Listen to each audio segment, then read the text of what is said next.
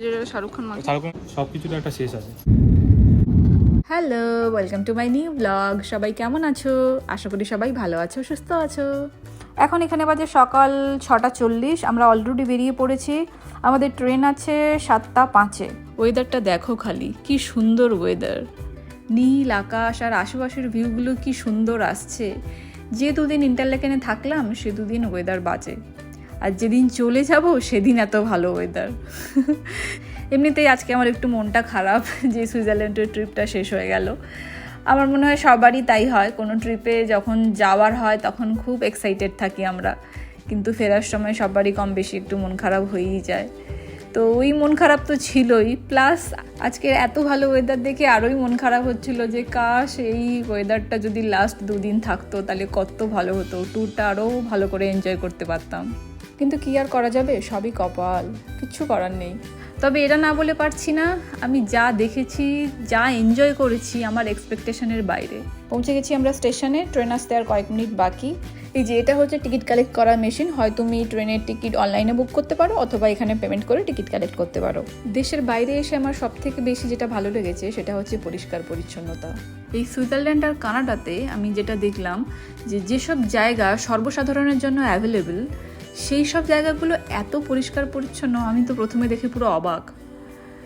আমার দেশে আমি এইভাবে দেখে অভ্যস্ত নই। অলরেডি রওনা দিয়ে দিয়েছি আমরা, এখন 3 থেকে 3.5 ঘন্টার ট্রেন জার্নি।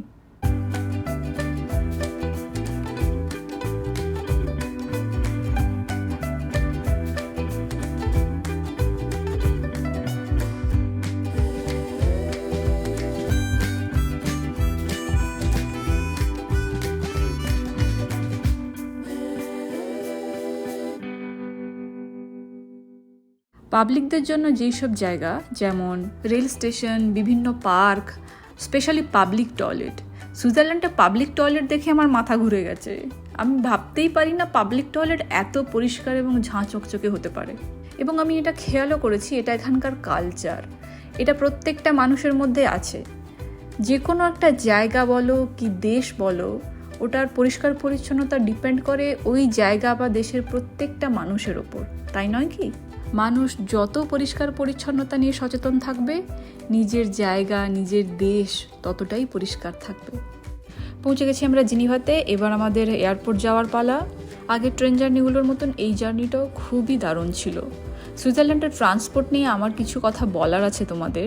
তোমরা যখনই সুইজারল্যান্ড আসবে, সুইজারল্যান্ডের ভিউ তো অসাধারণ, সেটা তো তোমরা দেখলেই আমার এতগুলো ভিডিওতে, কিন্তু এই ভিউয়ের সাথে সাথে তোমরা এখানকার ট্রান্সপোর্টও খুব এনজয় করবে।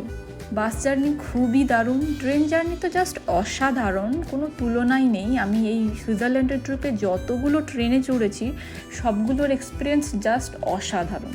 তাছাড়া তো কেবল কার আছেই, মানে এখানকার ট্রান্সপোর্ট ব্যবস্থা এমনই যে তুমি কোনো কায়দা কসরত পরিশ্রম ছাড়াই পাহাড়ের ওপর থেকে ঘুরে আসতে পারবে। প্রাকৃতিক সৌন্দর্যের সাথে সাথে সুইজারল্যান্ডের ট্রান্সপোর্ট ব্যবস্থারও আমি বিশাল ফ্যান হয়ে গেলাম।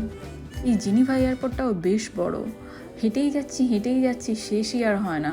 কোন দিক দিয়ে ঢুকছি, কোন দিক দিয়ে বেরোচ্ছি, আমার মাথায় কিচ্ছু নেই, আমি শুধু অর্ণবকেই ফলো করে যাচ্ছি।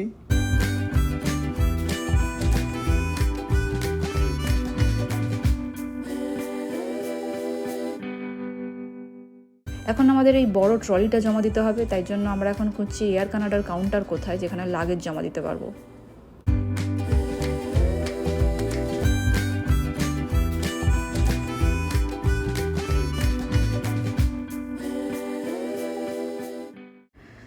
যাক, বড় টয়লেটের ব্যবস্থা হয়ে গেছে। এবার আমাদের দুজনের দুটো হ্যান্ডব্যাগ হালকাই আছে, এই হালকা ফুলকা ব্যাগ নিয়ে মোটামুটি ঘুরে ফিরে 2 থেকে 2.5 ঘন্টা কাটিয়ে দিতে হবে। এই যে লিন্ট, এটা হচ্ছে সুইজারল্যান্ডের সবথেকে প্রিমিয়াম চকলেট ব্র্যান্ড, অসাধারণ খেতে। অর্ণব যখন প্রত্যেক বছর চকলেট নিয়ে আসতো, সেখান থেকেই আমার প্রথম লিন্ট ট্রাই করা। তো আমি আগেই বলেছি আমি খুব একটা চকলেট ফ্যান নই, কিন্তু এই লিন্ট খেয়ে আর এখানে সুইজারল্যান্ডে এসে আমি এত চকলেট খেয়েছি যে আমার চকলেটের প্রতি আবার একটা আলাদা করে প্রেম জেগে উঠেছে। আমার কাছের মানুষগুলোর মধ্যে আমি দুজনকে চিনি যারা চকলেটের জন্য পাগল। এক তো আমার সাথে যে আছে, আরেকজন হচ্ছে আমার বন্ধু শতরূপা। এই সময় আমি ওকে মিস করছিলাম।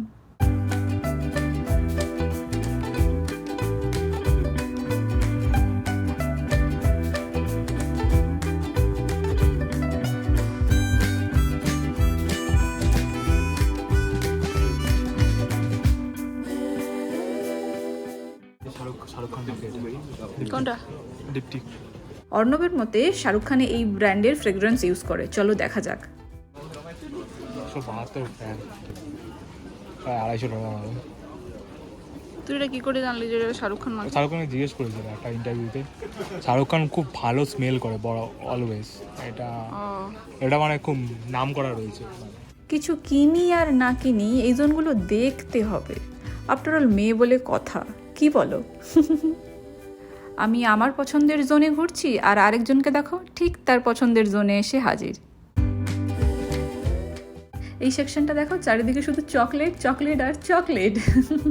সুইস চকলেট তো এমনিতেই ওয়ার্ল্ড ফেমাস, কিন্তু চকলেটের প্যাকেজিংগুলোও জাস্ট অসাধারণ। মানে চকলেট ভেতরে যেমন খেতে, তার বাইরের লুকসটাও সেরমই অসাধারণ।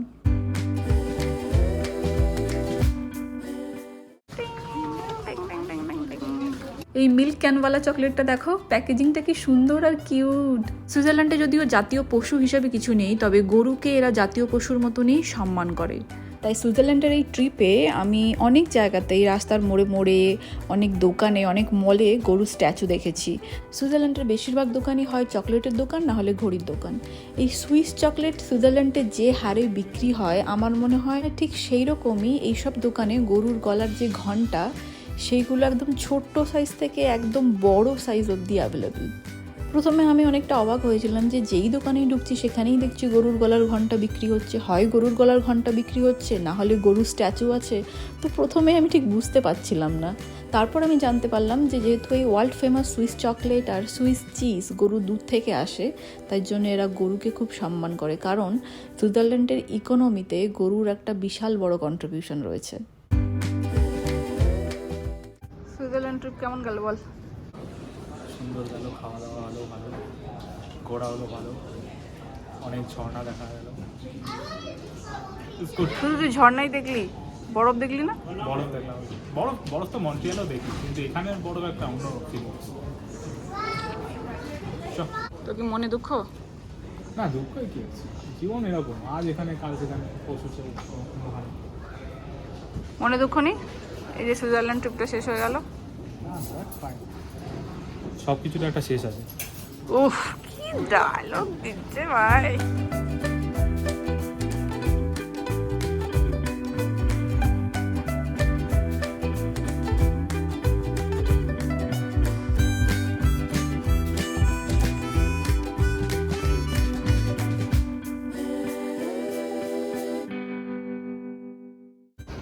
তুই যদি এখানে 1 কিলোমিটার সাইকেল চালাস, তাহলে 1 CH এর কোনো একটা কজে ডোনেট হবে, তাই ডিফল্ট।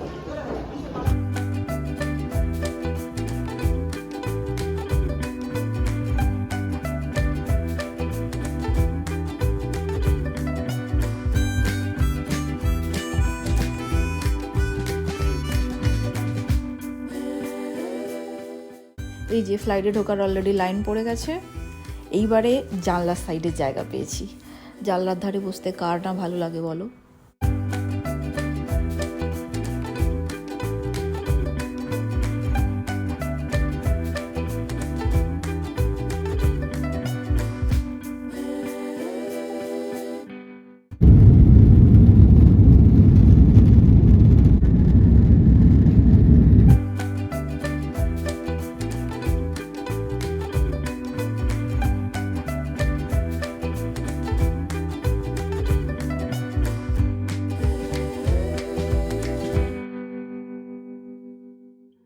এইবার শুরু হলো 7 ঘন্টার টানা জার্নি। ঘুম তো আসবে বলে মনে হয় না, সিনেমা দেখেই কাটাতে হবে।